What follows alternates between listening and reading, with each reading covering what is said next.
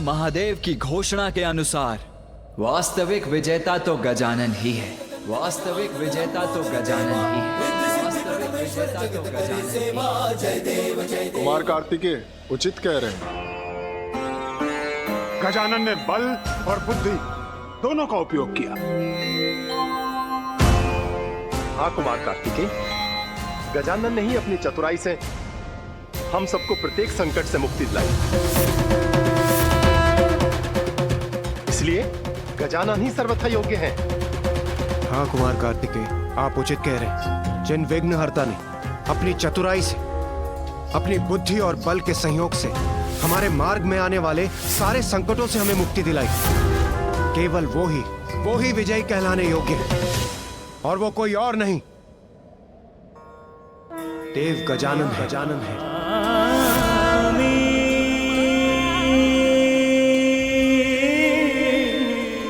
अर्थात विघ्नहर्ता गजानन विजयी हुए।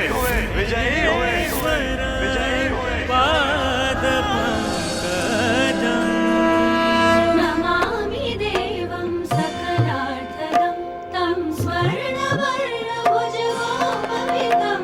नमामि देवं सकलार्थदम्।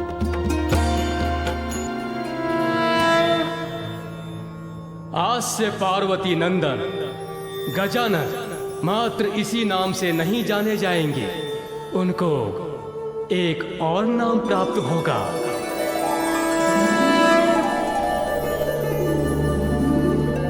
अब मैं वो घोषणा करूंगा जिसकी गूंज समस्त ब्रह्मांड के प्रत्येक कण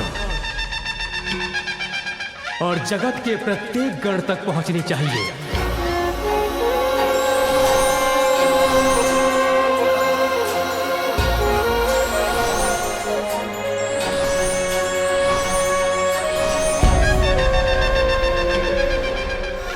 देवगण, यक्षगण, गंधर्वगण, किन्नरगण, आकाशगण, पातालगण, भूगण, जलगण, दीर्घगण, लघुगण, पशु पक्षी और समस्त चराचर जीवगण, सभी गणों के ईश गजानन आज से गणेश कहलाएंगे।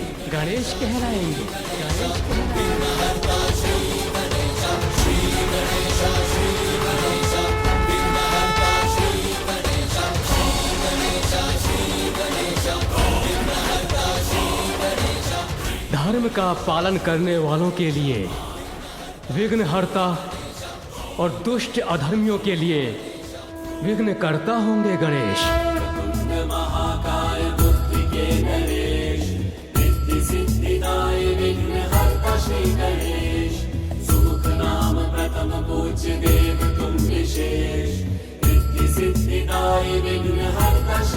गणेश, विघ्नहर्ता गणेश। इसलिए आज से एक नवीन विधान का भी निर्माण होता है कि किसी भी शुभ कार्य के प्रारंभ से पूर्व की जाने वाली पूजा में सर्वप्रथम विघ्नहर्ता गणेश की पूजा अनिवार्य होगी। विघ्नेश्वराय वरदाय सुरप्रियाय लंबोदराय सकलाय जगद्धिताय। जो कार्य प्रथम पूज्य गणेश की अर्चना से प्रारंभ होगा वो अवश्य पूर्ण होगा।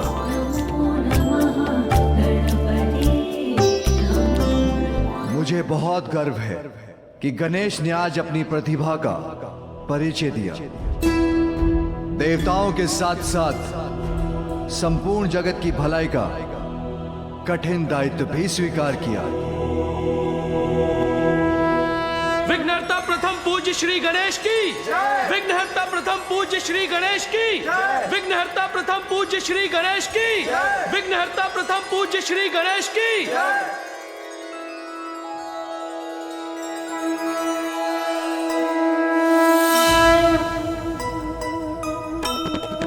जय गणेश जय गणेश जय गणेश देवा।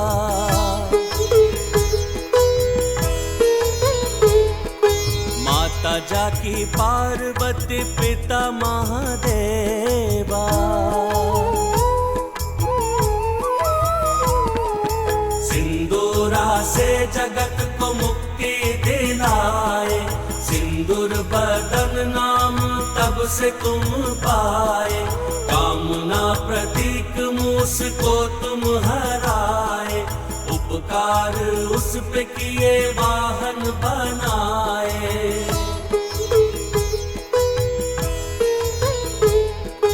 माता पिता सर्वोपरि तुमने बताया, प्रथम पूज्य अधिकार युक्ति से पाया।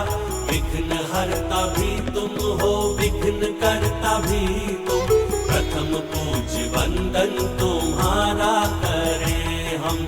जय गणेश जय गणेश जय गणेश देवा, माता जाकी पार्वती पिता महादेवा।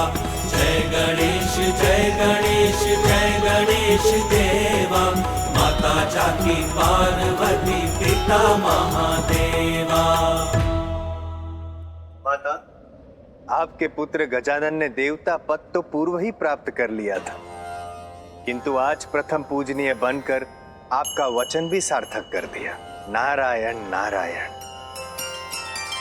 हाँ माँ, मैं भी अत्यंत प्रसन्न हूं कि अनुज गजानन गणेश ने न केवल अपनी योग्यता प्रमाणित की, अपितु ये भी दर्शा दिया कि बल और बुद्धि दोनों में ही वो सर्वश्रेष्ठ है। तुम्हारी विजय तो मेरी भी विजय है अनुज। सत्य तो ये है भैया कि मेरी विजय का श्रेय तो आपको ही जाता है। मुझे? वो कैसे? मेरे आदर्श तो आप ही हैं भैया। मैं तो सदैव आपके पद चिन्हों पर चलकर आपके समान बनने का ही प्रयत्न करता रहा हूँ, और मेरी सफलता पर आपको गर्व होने से मुझे प्रेरणा मिलती है। उसी के कारण तो ये सफलता प्राप्त की मैंने।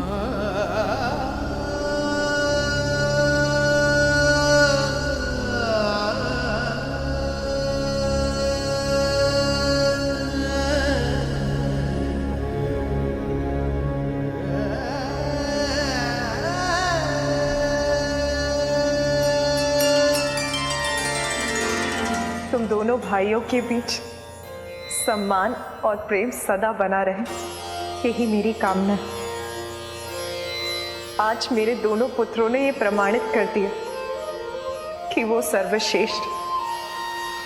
आपके दिए संस्कार और पिताश्री के आशीर्वाद से ही तो हम योग्य पुत्र बन सके हैं माता।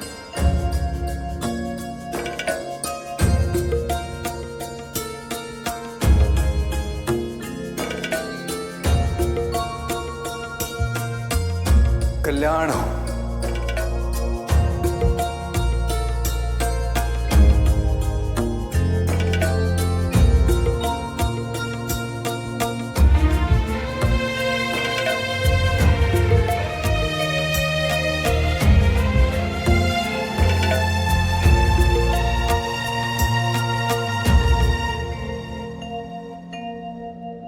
मेरा मन तो नहीं कर रहा है माता, किंतु अब मेरे विदा लेने का समय आ गया है, क्योंकि दक्षिण में मेरा कर्तव्य मुझे पुकार रहा है।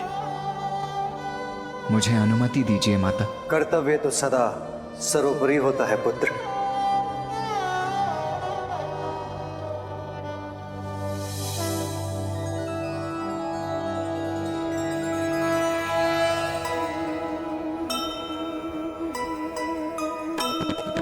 कार्तिकेय प्रस्थान की घड़ी है आई,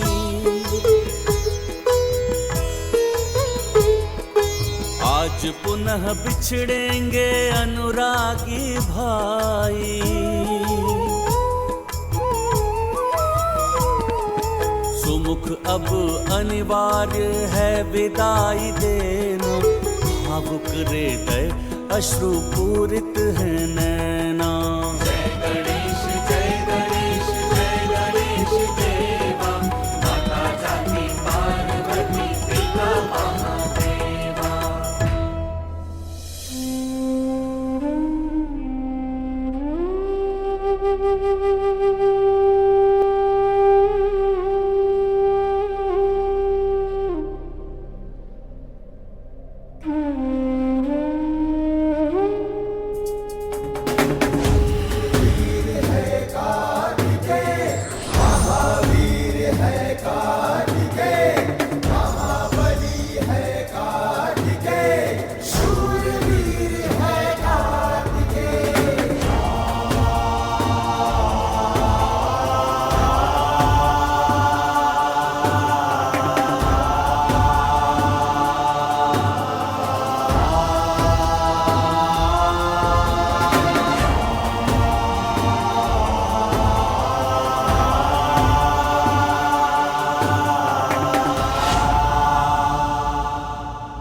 परम पूज्य देवता गणेश, आपके साथ इस अद्भुत यात्रा में हमें बहुत सारी सीख मिली। अब हमें प्रस्थान करने की अनुमति दीजिए प्रभु। इस यात्रा में आप सभी के साथ रहना तो मेरा सौभाग्य था देवराज।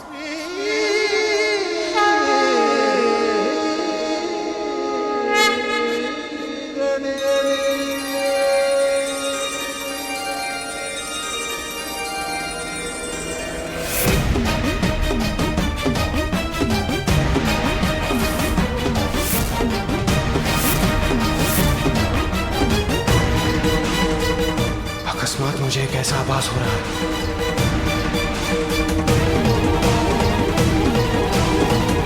इंद्रदेव इस प्रकार लड़खड़ाए क्यों? क्या हुआ देवराज इंद्र? आप कुशल तो है ना?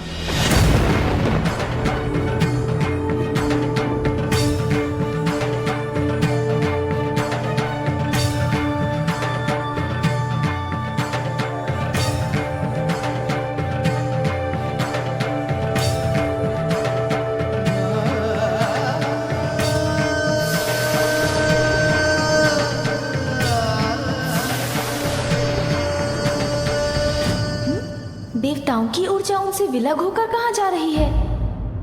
त्रिदेव, माताओं, अब मुझे भी आज्ञा दीजिए।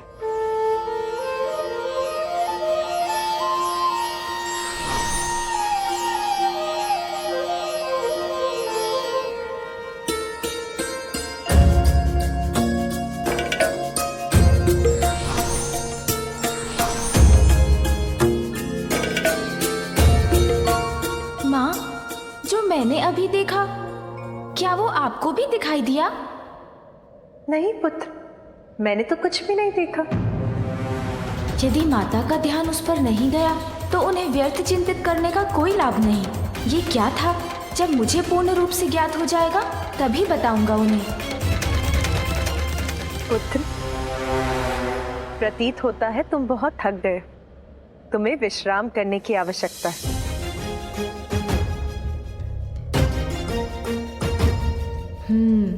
विश्राम करने की पूर्व मेरा सत्य ज्ञात करना तो अत्यंत आवश्यक है।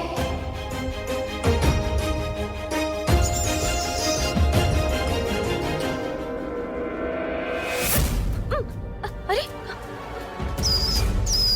ये अकस्मात कंपन कैसा था? ये अकस्मात कंपन कैसा था?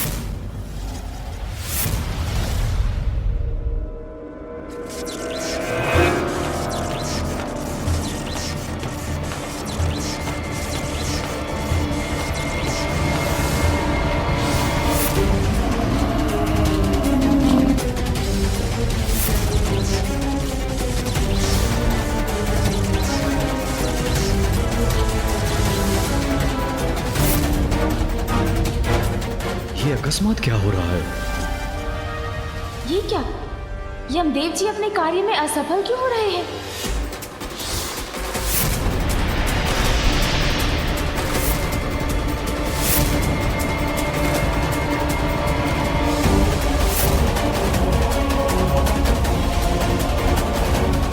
वायुदेव भी अपने कार्य में असफल हो रहे हैं।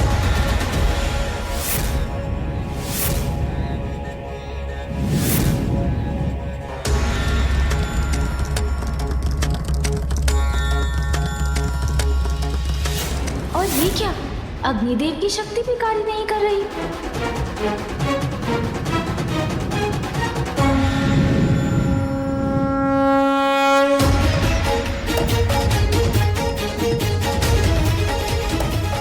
मेरी शक्ति यज्ञ का तेज क्यों नहीं बढ़ा पा रही है?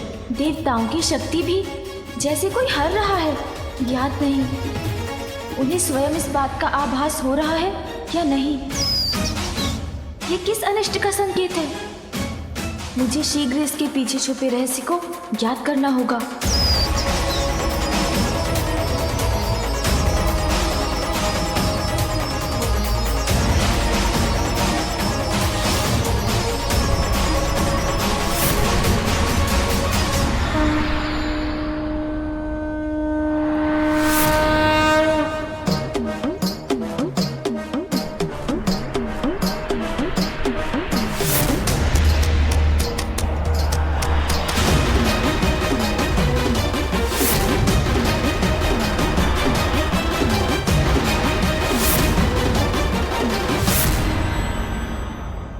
अनुचित अवश्य है।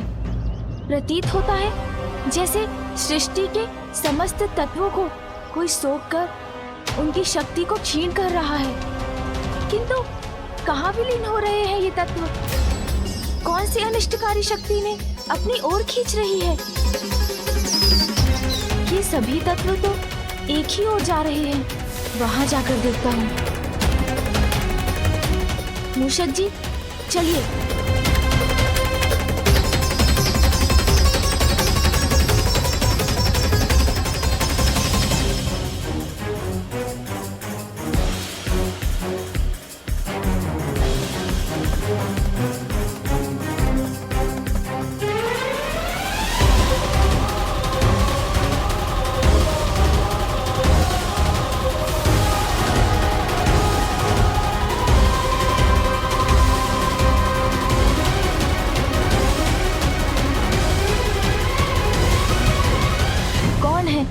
जो महासंकट का षड्यंत्र रच रहा है, मुझे शीघ्र ज्ञात कर रोकना होगा उसे।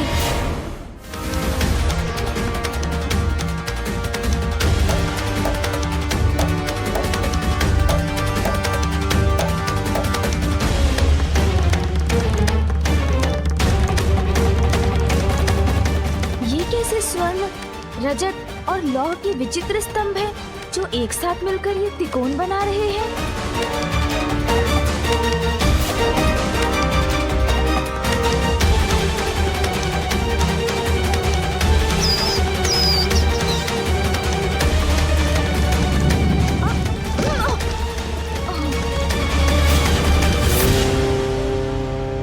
नमः शिवाय। मुझे ऐसा क्यों प्रतीत हुआ जैसे पिताश्री के मंत्रों की शक्ति ने ही मुझे वहां प्रवेश करने से रोक दिया। ओम नमः शिवाय। क्या सत्य में पिताश्री महादेव के मंत्रों का जाप हो रहा है यहाँ? कौन है जो इन मंत्रों की शक्ति से मुझे वहां जाने से रोक रहा है? और इसके पीछे उसका क्या उद्देश्य है? जो भी है, ये तो किसी महासंकट का ही संकेत है। इसकी गहराई तक पहुंचने में विलंब नहीं कर सकता मैं। प्रतीत होता है जैसे किसी बड़ी आसुरी शक्ति के प्रभाव में कोई अत्यंत भीषण योजना रची जा रही है यहाँ। और शिव भक्ति के स्वरों की गूंज भी सुनाई दे रही है। अर्थात पिताश्री को इस रहस्य का भेद अवश्य ज्ञात होगा। उन्हीं से जाकर पूछता हूँ।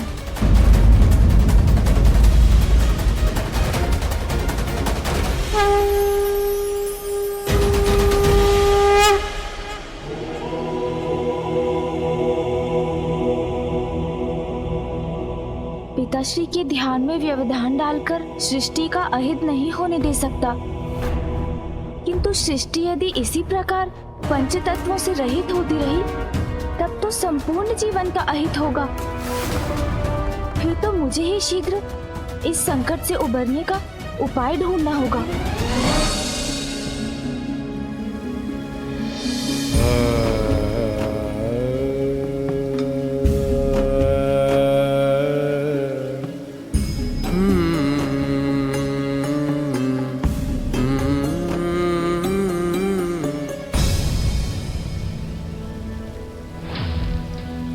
पुत्र,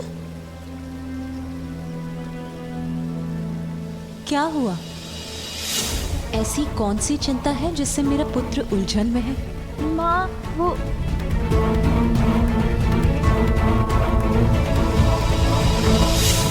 मन में जो भी है वो कहने से, किसी अन्य के साथ अपनी समस्या को साझा करने से समाधान सरल हो जाता है पुत्र।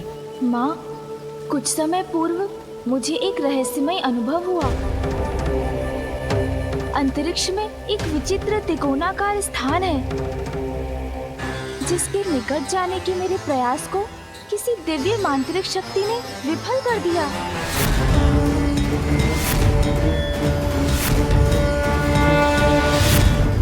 त्रिपुर,